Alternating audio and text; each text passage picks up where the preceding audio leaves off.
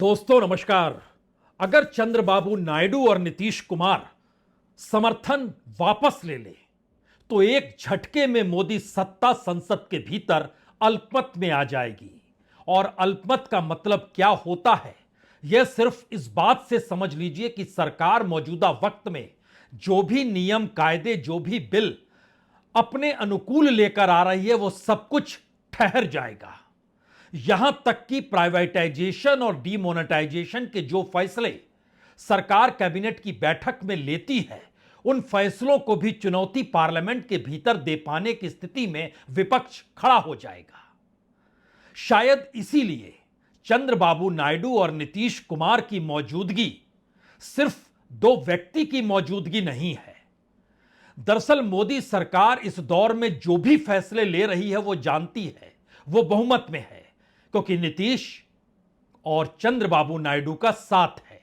विपक्ष के पास बहुमत नहीं है और किसी भी मुद्दे को लेकर वह एक तरफा फैसला ले सकती है। वो फैसला इस देश में रेलवे को लेकर हो जिसके निजीकरण की दिशा में बढ़ते हुए कदम हो, वो फैसला एयरपोर्ट या बंदरगाहों को लेकर हो, वो फैसला इस देश में इंफ्रास्ट्रक्चर पर जो काम हो रहा है और प्राइवेट सेक्टर के हाथों में जो सब कुछ सौंपा जा रहा है उसको लेकर होने वाले फैसले हों, या फिर वक्फ बोर्ड बिल ही क्यों ना हो, ये तमाम चीजें सरकार फैसला ले नहीं पाएगी। और इतना ही नहीं, जो भी फैसले बैंकों को लेकर, जो भी फैसले इस देश में प्रीमियर जांच एजेंसी सीबीआई और ईडी को लेकर, और जो भी फैसले इस देश में जीएसटी को लेकर और राज्यों को दिए जाने वाले टैक्स ना भरने और ना देने के बाद रिजर्व बैंक से लोन लेने का जिक्र करके जो सरकार हर राज्य को टरका देती है, यह सब कुछ हो नहीं पाएगा, क्योंकि अल्पमत की सरकार फैसला ले नहीं सकती है। उसे सदन की मंजूरी चाहिए होगी और सदन में चंद्रबाबू नायडू और नीतीश कुमार की मौजूदगी यह फैसला लेने की दिशा में अभी ले जाती है तो कल को अगर वो समर्थन वापस ले लें तो एक झटके में मोदी सत्ता जमीन पर होगी। फैसलों को लेकर वो कहीं नकेल कस पाने की स्थिति में भी नहीं आएगी जो नकेल वो चाहती है इस देश में सोशल मीडिया पर कस दिया जाए। आपके जहन में वो हर सवाल, वो माइनिंग से जुड़ा हुआ सवाल हो, इस देश के भीतर में स्पेक्ट्रम को लेकर सवाल हो, इस देश के भीतर में रिटेल सेक्टर को लेकर सवाल हो, इस देश में जो पीपीपी मॉडल को धीरे धीरे मोनेटाइजेशन में कन्वर्ट कर दिया गया और जितना पैसा अलग अलग मंत्रालयों को दिया जाता है उस मंत्रालय को दिए जाने वाला पैसा भी अगर मंत्रालय खर्च ना कर प्रधानमंत्री के प्रचार प्रसार पर खर्च कर देता है तो समूचा कच्चा चिट्ठा एक झटके में सीएजी को ही कटघरे में खड़ा कर पार्लियामेंट सदन के भीतर उठा सकती है। और चूंकि अल्पमत की सरकार होगी तो फिर बहुमत की ताकत विपक्ष के पास होगी, यानी चंद्रबाबू नायडू और नीतीश कुमार का महत्व बहुत ज्यादा है, क्योंकि बहुमत की ताकत का एहसास इस देश ने बीते 10 वर्षों में हर मोड़ पर किया है। वो मोड़ कितने खतरनाक थे और किस तरीके से सरकार निर्णय ले रही थी उसका कच्चा चिट्ठा बताने से पहले दो बातें जहन में अब रख लीजिए। नीतीश और चंद्रबाबू के सामने मुसीबत यह है कि दोनों को जो वादे किए गए पैसों की, यानी पैसों के मदद के जो वादे किए गए वो पैसा मिल नहीं पा रहा है। और इस दौर में चंद्रबाबू नायडू के सामने दूसरी मुश्किल यह है कि उनके साथ जो उनके कॉरपोरेट सहयोगी और साथी हैं उनका काम भी दिल्ली में हो नहीं पा रहा है, क्योंकि इस दौर में एक झटके में जो दुनिया में ट्रेड वार शुरू हुआ है, बार बार दिल्ली अब यह कह रहा है कि इंतजार कीजिए, आने वाले वक्त में हम कह नहीं सकते हैं, क्योंकि उसकी पहली गाज तो फरवरी के महीने में ही दिखाई दे गई जब 10% से ज्यादा एक्सपोर्ट एक झटके में भारत का दुनिया के बाजार में कम हो गया। तो यानी इकोनॉमिक एस्पेक्ट में जो भी कॉरपोरेट, जो भी बिजनेसमैन, जो भी पैसे वाला चंद्रबाबू नायडू के साथ खड़ा है उसके सामने अब मुश्किल हालात है। दूसरी परिस्थिति नीतीश कुमार के साथ पैसों को लेकर यह हो चली है कि दरअसल जो वादे किए गए वो वादे तो कहीं टिके नहीं।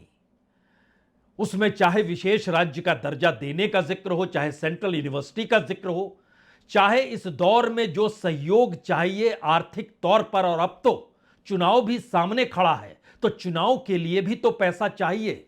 लेकिन दिल्ली ने संकेत नीतीश कुमार को भी दे दिए। चुनाव होगा तो पैसे की जरूरत तो पड़ेगी, और पैसा आपको चाहिए भी, और पैसा हम लगाएंगे भी, लेकिन उस पैसे की निगरानी गुजरात की लॉबी करेगी। यानी वो पैसा सीधे सीधे जनता दल यूनाइटेड के कैशियर को नहीं दिया जाएगा, या जनता दल यूनाइटेड को नहीं दिया जाएगा कि आप लड़िए चुनाव और ये पैसा है। पैसा आपके पास भी होगा, लेकिन अगर मिलकर चुनाव लड़ रहे हैं तो समझना होगा कि मिलकर पैसे का खर्च केंद्र सरकार कैसे करती है। यह अलग अलग राज्यों के चुनाव में वो कर चुकी है, वो महाराष्ट्र के चुनाव में भी कर चुकी है। यानी जो चुनाव के वक्त की जरूरत नीतीश कुमार की है, वहां भी दिल्ली ने हाथें अपने तंग बतला दिए हैं। और दूसरा सवाल इसके बाद उस वोट बैंक का आके खड़ा हो गया है जो वक्त वोट के जरिए निकलकर सामने है। ऐसा नहीं है कि आंध्र प्रदेश में सिर्फ 8.5 या 8% मुस्लिम समुदाय है तो चंद्रबाबू नायडू को उनकी जरूरत नहीं है। चंद्रबाबू नायडू जिस समीकरण के आश्रय आंध्र प्रदेश की राजनीति को चुनाव के वक्त भी साध रहे थे और अभी भी साध रहे हैं, उसमें 8% मुसलमान और उसका तकरीबन 72% हिस्सा टीडीपी के साथ खड़ा है। और इसीलिए उन्होंने आरक्षण देने का जिक्र चुनाव के वक्त ही कर दिया था 2024 में। लेकिन वक्त वोट को लेकर सवाल बड़ा है। यही सवाल नीतीश के सामने है। बिहार में तो तकरीबन 17.5-18% मुस्लिम मौजूद हैं, और एक झटके में अगर जो उन्हें 25 से 30% उन्हें मिलता रहा, या औसत वो दिखाते और बताते हैं, वह अगर छिटक गया तो उनके लिए मुश्किल हो जाएगी। और शायद यह मुश्किल बीजेपी को सबसे बड़े राजनीतिक दल के तौर पर स्थापित भी करेगी, जैसे महाराष्ट्र में कर चुकी है। यानी नीतीश के हाथ क्या दोनों तरफ से खाली हैं? पैसा भी नहीं, वोट बैंक भी जा रहा है। यही स्थिति क्या चंद्रबाबू नायडू के साथ आकर खड़ी हो गई है? शायद इसीलिए अपने अपने तरीके से कटघरे में हर कोई अब इन दोनों नेताओं को खड़ा करने से चूक नहीं रहा है। इसका खुला ऐलान तो मुस्लिम भावनाओं को लेकर एआईएमआईएम के नेता ओवैसी खुलकर करते हैं। और हम कॉशन कर रहे हैं चंद्रबाबू नायडू को, हमारे पासवान साहब को और नीतीश कुमार को, याद रखिए, दुनिया जब तक कायम रहेगी, अगर आप इस वक्त नाजुक वक्त में इस बिल की तायीद करेंगे तो आपको मुसलमान कभी नहीं माफ करेगा, क्योंकि आपकी तायीद की वजह से ये बिल कानून बनेगा। इसलिए हम उनसे भी कह रहे हैं कि आप इस गैर अनकॉन्स्टिट्यूशनल बिल की तायीद मत करिए। तो क्या वाकई चंद्रबाबू नायडू और नीतीश कुमार को जो वादे किए गए वो वादे दिल्ली पूरा नहीं कर रही है? क्या वाकई चंद्रबाबू नायडू को यह डर लगता है कि अगर उन्होंने एनडीए का साथ छोड़ दिया तो उनके खिलाफ जो भी मुकदमे हैं वो सारी फाइलें खुल जाएंगी, और जिस तरीके से वाईएसआर कांग्रेस के वक्त में उन्हें जेल में डाल दिया गया, एक बार फिर वैसी ही स्थिति आ जाएगी। तो फिर समर्थन दें या जेल जाएं, इस बीच में क्या उनकी सांसें अटकी हुई हैं? क्योंकि आंध्र प्रदेश का सच तो बहुत साफ है कि जो विशाखापट्टनम स्टील प्लांट है, जिसके लिए 11,440 करोड़ का जिक्र किया गया, वो पूरा पैसा आया नहीं है। जो राजधानी अमरावती बन रही है उसमें वर्ल्ड बैंक और हुडको के जरिए 27,000 करोड़ का जिक्र किया गया, लेकिन आया नहीं है। इस देश की सरकार जो दिल्ली में बैठी है उसमें प्रधानमंत्री मोदी और गृह मंत्री तो बार बार 1 लाख करोड़ से 3 लाख करोड़ तक की मदद का जिक्र चंद्रबाबू नायडू के साथ करते रहे हैं। बजट में भी बहुत सारी उम्मीदें जगाई गई, लेकिन रास्ता सिर्फ शब्दों तक रहा, जमीन पर उतरा नहीं, पैसा पहुंचा नहीं। और चंद्रबाबू नायडू माना जाता है कि बार्गेनिंग की ताकत उनके पास जबरदस्त होती है, लेकिन पहली बार चंद्रबाबू नायडू भी यह समझ चुके हैं कि दरअसल वाजपेयी सरकार का दौर अलग था। इस दौर में सामने नरेंद्र मोदी हैं और अमित शाह हैं। इनके साथ बार्गेनिंग आप कैसे कीजिएगा? अगर आप सत्ता में ही नहीं रहे और जेल में डाल दिया गया तो क्या करेंगे? यह एक ऐसी परिस्थिति है जो आंकड़ों के लिहाज से 2024 के बाद तकरीबन अब 10 महीने बीत चुके हैं, और 10 महीनों में किए गए वादे का सिर्फ 27-28% पैसा ही चंद्रबाबू नायडू के पास पहुंचा है। और इन सब के बीच दो बड़े मुद्दे, वक्फ बोर्ड और भाषा का सवाल। हालांकि भाषा को लेकर चंद्रबाबू नायडू ने अच्छा बयान दे दिया और कहा कि दरअसल भाषा तो हर किसी को सीखनी चाहिए, इसका संबंध तो ज्ञान से है।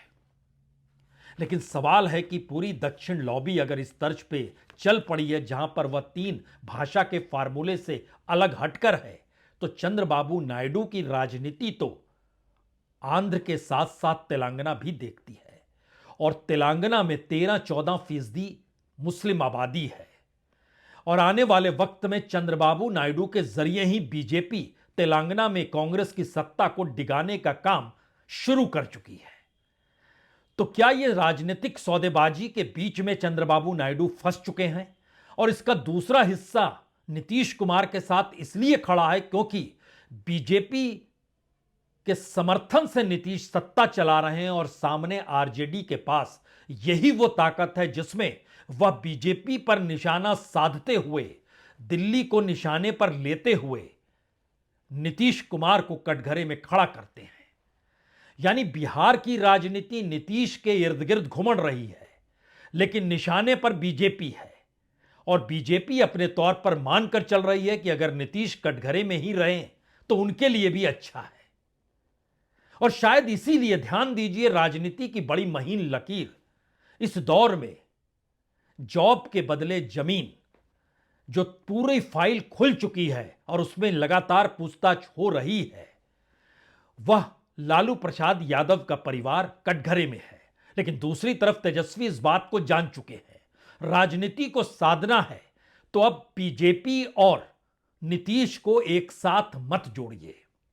नीतीश को कटघरे में खड़ा इसलिए कीजिए क्योंकि बिहार के हालात नीतीश को बहुत वक्त तक बीजेपी के साथ चलने देंगे नहीं, और खुद अपने बूते आरजेडी सहयोग के आश्रय जिस दिशा में जा रही है उसमें वो लपेटे में चिराग पासवान को भी लेगी। जिस तरीके से ओवैसी ने चिराग पासवान का भी जिक्र किया, नीतीश का भी जिक्र किया, चंद्रबाबू नायडू का भी किया, लेकिन दिल्ली के सामने नतमस्तक नीतीश क्यों हो जाते हैं?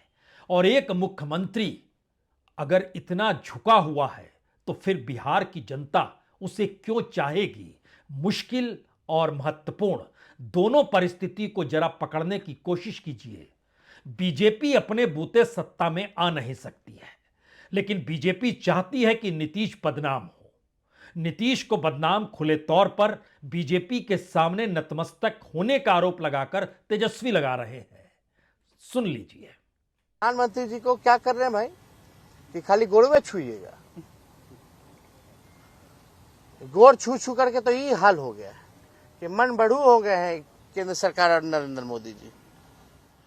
बिहार को मुख्यमंत्री पैर पकड़वा नहीं चाहिए। बिहार को ऐसा मुख्यमंत्री चाहिए जो निडर हो करके, जिसके पास विजन हो, जो बिहार को आगे ले जाए, बिहार के लोगों को आगे ले जाए। नीतीश की मुश्किल यह है कि तेजस्वी यादव जिस वक्त भी और जितने वक्त भी डिप्टी सीएम के पद पर रहे उस दौर में बिहार में नौकरियां हर किसी को दी जाने लगी, और इसका जिक्र खुले तौर पर तेजस्वी करते भी हैं। लेकिन अगला सवाल कहीं ज्यादा बड़ा है, क्योंकि जब समर्थन का जिक्र हुआ और बीजेपी के साथ तालमेल का जिक्र हुआ तो बड़ा सवाल रोजगार के साथ साथ बिहार के उस विकास का था जो विकास ठहरा हुआ है और उसे बहुत सारे पैसों की जरूरत है। वो पैसे तकरीबन 1.25 से 2 लाख करोड़ के बीच के होने चाहिए। इंडस्ट्री इस दौर में आई नहीं है। शिक्षकों तक को वेतन वक्त पे मिल जाए और शिक्षकों की भर्ती हुई वो रेगुलराइज हो जाए, उस दिशा में भी काम हो नहीं पाया। लगातार छात्रों के भीतर परीक्षाओं के पेपर लीक होने का आरोप मंडरा रहा है और वो सीधे सत्ता को ही कटघरे में खड़ा करते हैं। किसानों की आय, मजदूरों की आय, आंगनबाड़ी महिलाओं की आय, वहां पर जो भी उम्मीद और आस है वो मजदूरों के आसे रेंगते हुए बिहार के भीतर कोई ऐसे विजन की जरूरत है जिस विजन को अपने तौर पर पकड़ने की कोशिश तेजस्वी करते तो हैं, लेकिन उसके पकड़ने के पीछे की सोच नीतीश की असफलता है और नीतीश इसे बाखूबी जानते हैं। इसीलिए विधानसभा के भीतर वो बार बार लालू यादव के सत्ता के दौर को याद करते हैं और बीजेपी भी इससे हटती नहीं है, क्योंकि 2005 से ही बीजेपी का समर्थन नीतीश कुमार को रहा है और लंबे वक्त तक बिहार के भीतर की परिस्थिति ने इस देश में बिहार को सबसे ज्यादा गरीब बना दिया। अब यहां पर सबसे बड़ा पेंच अल्पसंख्यक यानी मुस्लिमों के वोट बैंक का है और बिहार के भीतर अगर मुस्लिम वोट बैंक खिसक गया नीतीश के हिस्से से भी, जो बीजेपी को तो मिलता नहीं है, लेकिन नीतीश के आश्रय सत्ता तक पहुंचने का रास्ता बीजेपी ने अपनाया हुआ है। और पहली बार यह सवाल बड़ा हो चला है, क्या वाकई बिहार की राजनीतिक जमीन पर नीतीश के हिस्से में जो भी वोट बैंक था वो अगर और खिसका और इसमें सिर्फ 1.5 से 2% की कमी आई तो नीतीश कुमार की पार्टी एक झटके में लगभग 10 से 15 सीटों पर आ जाएगी। क्या वाकई ऐसी स्थिति होगी? यह सवाल बड़ा महत्वपूर्ण है और यह सवाल इसलिए भी महत्वपूर्ण है कि अब राजनीतिक तौर पर नीतीश की घेराबंदी दिल्ली के साथ खड़े बीजेपी की विचारधारा के साथ खड़े बीजेपी के राजनीतिक सिद्धांतों के साथ चलने की आन पड़ी और प्रशांत किशोर इसे बाखूबी कहते भी हैं। मुस्लिम समाज के भावनाओं के विपरीत, उनके भावनाओं के विरोध में अगर कोई कानून बन रहा है तो ये उचित नहीं है और इसके लिए मुझे लगता है कि नीतीश कुमार जैसे नेता दोषी हैं। इसलिए दोषी हैं कि अगर नीतीश जी चाह जाते, नीतीश जी वोट न दें, समर्थन न करें तो ये कानून नहीं बनेगा। तो भाजपा वाले तो कर ही रहे हैं अपना, वो एजेंडा उनका जो है वो उस पर वो काम कर रहे हैं। लेकिन जो लोग अपने आप को गांधी का फॉलोअर बताते हैं, गांधी जी की बात करते हैं, जो जयप्रकाश जी लोहिया का शिष्य अपने आप को बताते हैं, ये इतिहास जब लिखा जाएगा तो उसमें एक बहुत बड़ा ये काला अध्याय होगा कि उनके समर्थन से चल रही सरकार ने ये कानून बनाया। तो क्या नीतीश कुमार और चंद्रबाबू नायडू की राजनीति ऐसे कटघरे में खड़ी हो चुकी है जहां पर गले की फांस उनका समर्थन देना है? क्योंकि समर्थन की परिस्थिति उनके अपने राज्य की राजनीति में अगर उन पर हमला कर रही है तो इस देश के भीतर एक सवाल तो बड़ा है। एक तरफ बीजेपी यानी एक तरफ नरेंद्र मोदी है और दूसरी तरफ समूचा विपक्ष है और नरेंद्र मोदी के हर निर्णय या केंद्र सरकार के हर निर्णय के अक्स तले उन्हें समर्थन देने वाले दलों की गिनती होती नहीं है, लेकिन अपने अपने राज्यों की राजनीति में वही निशाने पर आएंगे और उन्हीं के अक्स तले प्रधानमंत्री नरेंद्र मोदी या बीजेपी की या आरएसएस की नीतियों को ही अमली कराने की दिशा में वो काम कर रहे हैं, यही आरोप उन पर लगेंगे। इसीलिए सवाल सिर्फ वक्फ बोर्ड का नहीं है, सवाल भाषा का नहीं है, जो लड़ाई स्टालिन लड़ रहे हैं और चंद्रबाबू नायडू उससे हटकर है। यह सवाल सिर्फ पैसे का भी नहीं है कि जहां पर अब जो वादा किया गया वो पैसा तो मिला नहीं और बिहार में तो चुनाव सामने खड़ा है तो नीतीश के सामने और बड़ी मुश्किल है। यहां मुश्किल यह है कि इस देश के भीतर की समूची राजनीति बीजेपी, नरेंद्र मोदी और आरएसएस के इर्द गिर्द कुछ इस तरीके से घुमड़ रही है जहां सत्ता यानी बहुमत की ताकत का मतलब पार्लियामेंट द्वारा लिए गए वो तमाम निर्णय हैं जिन निर्णयों के खिलाफ इस दौर में कम से कम आर्थिक पृष्ठभूमि में, जांच की पृष्ठभूमि में, संस्थानों के करप्ट होने की परिस्थिति, नौकरशाही का सत्ता के साथ खड़ा होना और अपना ही काम ना करना, ये सारे सवाल जुड़ रहे हैं। क्योंकि अल्पमत की सरकार अगर संसद के भीतर रहे तो वो वह फैसले नहीं कर पाती जो फैसले कर रही थी। उस फैसलों की फहरिस्त में वो दिल्ली में सत्ता के हाथों से सारी ताकत छीनकर एलजी को देना हो, वो चुनाव आयुक्त की नियुक्ति में चीफ जस्टिस की जरूरत को ना समझना हो, वह इलेक्टोरल बॉन्ड को लेकर हो फैसला, चाहे महाराष्ट्र के भीतर शिवसेना और एनसीपी को तोड़ना हो, चाहे इस देश के भीतर माइनिंग सेक्टर को किस तरीके से सत्ता ने अपने अनुकूल कर लिया उसको बताना दिखाना हो, यानी प्राइवेटाइजेशन, डिमोनेटाइजेशन या फिर डिसइन्वेस्टमेंट या फिर आर्थिक परिस्थितियों में सीएजी का भी काम सरकार के लिए ही करना। और अब तो सीएजी की नियुक्ति में भी चीफ जस्टिस की मौजूदगी होनी चाहिए, यह मामला सुप्रीम कोर्ट में है।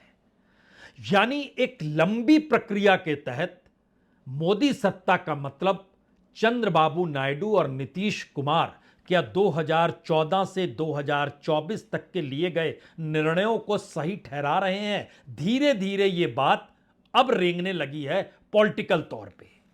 और यहां पर दो चीजों की जानकारी इसलिए दे देनी चाहिए क्योंकि पार्लियामेंट में ही खुद सरकार ने कहा है, सरकार ने यह माना कि बीते 10 वर्षों में हमने लगभग 16,35,000 करोड़, 16 लाख करोड़ से ज्यादा है। यह 16 लाख करोड़ क्या है? यह दरअसल कॉरपोरेट को माफ किया गया वह पैसा है जो बैंकों से कर्ज लिया गया और कर्ज नहीं लौटाया गया तो वह एनपीए में तब्दील हो गया। और खुद सरकार ने पार्लियामेंट के भीतर फाइनेंस मिनिस्टर ने यह बात मानी कि हां 16,35,000 करोड़ रुपए हमने रिटर्न ऑफ किए हैं। सवाल है कि वो पैसा उस समय जो माफ किया गया उसका असर बिहार में तो इंडस्ट्री इस रूप में नहीं है, लेकिन आंध्र प्रदेश से जुड़े हुए बड़े कॉरपोरेट हैं, उनमें बहुतों को इसका लाभ नहीं मिला। और 2024 के बाद इकोनॉमिक स्थिति डगमगाई गई है देश की, तो उन्हें अभी भी लाभ नहीं मिल रहा है। और इस इकोनॉमिक क्राइसिस के भीतर जो हालात इस देश में कम से कम बिजनेसमैन के नजरिए से भी देखिए तो उनके लिए जो नेगेटिव हालात बने हैं उसमें अब उनके सामने सवाल है कि वो जो पॉलिटिकल फंडिंग चंद्रबाबू नायडू को करते रहे, अब वो क्या करेंगे? क्योंकि इस रूप में पैसा खुले तौर पर दिया गया, यानी देश मानता है ये गलत हुआ, पॉलिटिकल पार्टीज मानती है गलत हुआ, लेकिन अब बहुमत में है। तो ये पैसा इस दौर में अगर आप फाइनेंशियल ईयर के हिसाब से समझना शुरू कीजिए तो आप यह भी जान लीजिए कि इस दौर में तकरीबन इस बरस जो 2024-25 का फाइनेंशियल ईयर है, इसमें जो अभी तक माफी आई है वो तकरीबन 35,000 करोड़ की आई है। 2023-24 के फाइनेंशियल ईयर में 1,70,000 करोड़ की थी। सबसे ज्यादा फाइनेंशियल ईयर 2019 में थी 2,36,000 करोड़ की, और सबसे कम 2015 जहां से शुरुआत होती है 58,786 करोड़ रुपए। 2014 जो मनमोहन सिंह का कालखंड था उसमें जो माफी थी वो तकरीबन 14,000 करोड़ की थी। तो 14 से 58 से 2 लाख करोड़, 2 लाख करोड़ से 2.5 लाख करोड़ तक यह स्थिति है। तो समर्थन तो चंद्रबाबू नायडू और नीतीश कुमार दे रहे हैं, लेकिन जो सवाल पार्लियामेंट के भीतर आज बताया गया वो इसलिए चौंकाने वाला है और इसलिए नीतीश कुमार और चंद्रबाबू नायडू की यह गले की फांस है, क्योंकि आज सरकार ने खुले तौर पर फाइनेंस मिनिस्ट्री ने ही जानकारी दी कि इस देश के भीतर ईडी जो है, इन्फोर्समेंट डायरेक्टरेट, इसने बीते 10 सालों में 193 एमपीज, एमएलए एंड पॉलिटिशियंस के खिलाफ केस किया है। और बरस दर बरस का आंकड़ा खुद सरकार ने बताया कि ईडी ने कैसे कितना काम किया है। जो फर्स्ट 4 इयर्स थे 2015, 16, 17, 18 यानी 19 के मार्च तक, उसके बाद तो आप इलेक्शन में चले गए। फर्स्ट 4 ईयर में सिर्फ 42 पॉलिटिशियन के खिलाफ ईडी ने कार्रवाई की, लेकिन 2019 में जब चुनाव जीत कर आए उसके बाद 2024 के चुनाव से एन पहले इन 5 वर्षों में 138 पॉलिटिशियन के खिलाफ, जिसमें एमपीज हैं, एमएलए हैं और जो अलग अलग राज्यों के जो भी नेता हैं, उसमें बड़ी लंबी फहरिस्त है। हर पार्टी का नेता है, टीडीपी के नेता के खिलाफ भी ईडी ने जांच शुरू की। और महत्वपूर्ण यह है कि सरकार यह कहने से हिचकी नहीं कि दरअसल 193 लोगों के खिलाफ ईडी ने कार्रवाई की, लेकिन कन्विक्शन जो है, जिन्हें दोषी ठहराया गया, वो सिर्फ 2 है। एक को 2016 में दोषी ठहराया गया था, दूसरे को 2019-20 में ठहराया गया था। इसके अलावा किसी को दोषी ठहराया ही नहीं गया। और इसके ठीक समानांतर यह भी बात आ गई कि सीबीआई ने तकरीबन 2,500 केसेस किए हैं पॉलिटिशियंस को लेकर। क्या समझे आप?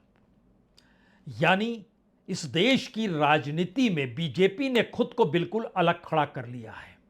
बीजेपी जानती है कि उसकी राजनीति कैसे आने वाले वक्त में चलेगी, और उसे पता है कि अगर एक तरफ बीजेपी रहे, दूसरी तरफ पूरा विपक्ष रहे, तो बीजेपी 80-20 का खेल खेलते खेलते बहुत सारे खेल इस देश में खेल सकती है। तो दूसरा सवाल यह भी है कि बीजेपी के साथ जो राजनीतिक दल जो छत्रपों की भूमिका में है, उनका भविष्य क्या है? और पहला संकट इसी बात को लेकर आ रहा है और पहला प्रयोग इसी बात को लेकर बिहार में होने वाला है। यानी नीतीश कुमार की राजनीतिक सत्ता अगर इस चुनाव में सिमटी तो चंद्रबाबू नायडू हाथ खींच लेंगे। नीतीश कुमार की सत्ता अगर चमकी तो फिर चंद्रबाबू नायडू साथ ही खड़े रहेंगे। और अगर नीतीश कुमार सत्ता से बाहर हुए तो जनता दल यूनाइटेड दो हिस्सों में बंट जाएगा। जाहिर है सब कुछ सारी बिसात सामने है कि पूरा खेल बीजेपी अपने उस राजनीति को साधने के लिए जिसके पीछे संघ है, जिसके आगे प्रधानमंत्री नरेंद्र मोदी की सत्ता को बरकरार रखने की सोच और धारा है, इसमें नीतीश और चंद्रबाबू नायडू कहां टिकते हैं। लेकिन सवाल है, ये राजनीति है, लड़ाई तो लड़नी ही है और उसमें हर राजनीतिक दल की अपनी जमीन होती है। उस जमीन पर वो खड़ी है और अगर वह चूक गई और नीचे से कारपेट उसकी खींच दी गई तो वह जेल में होंगे या सत्ता में होंगे, ऐसी परिस्थिति भी देश के भीतर है। लेकिन सवाल जनता का भी है, वोटरों का भी है, जो देख समझ सब कुछ रहे हैं। लेकिन मुसीबत यह है कि विपक्ष उस हैसियत से नहीं खड़ा है, वो टूटने बटने और बिकने को तैयार है। तो फिर बीजेपी के अनुकूल है स्थिति, लेकिन बिकने टूटने से हटकर अगर वह अपने पैरों पर खड़ा हो गया तो अल्पमत की सरकार संसद के भीतर कोई फैसला नहीं ले सकती है। जो 16 बिल कतार में है, जिसमें इस देश के भीतर में कम से कम अर्थनीति को लेकर 9 बिल खड़े हैं, बैंकों के निजीकरण का हिस्सा भी है, वो सब धराशायी हो जाएगा। तो एक तरफ मुख्यमंत्री बने रहते हुए सत्ता की मलाई को देखते रहने की है और दूसरी तरफ संघर्ष का रास्ता और अपने बूते अपने पैर पर खड़े होने की है। झोला उठाकर कौन चलेगा, इंतजार कीजिए बिहार चुनाव तक। बहुत बहुत शुक्रिया, बहुत बहुत शुक्रिया।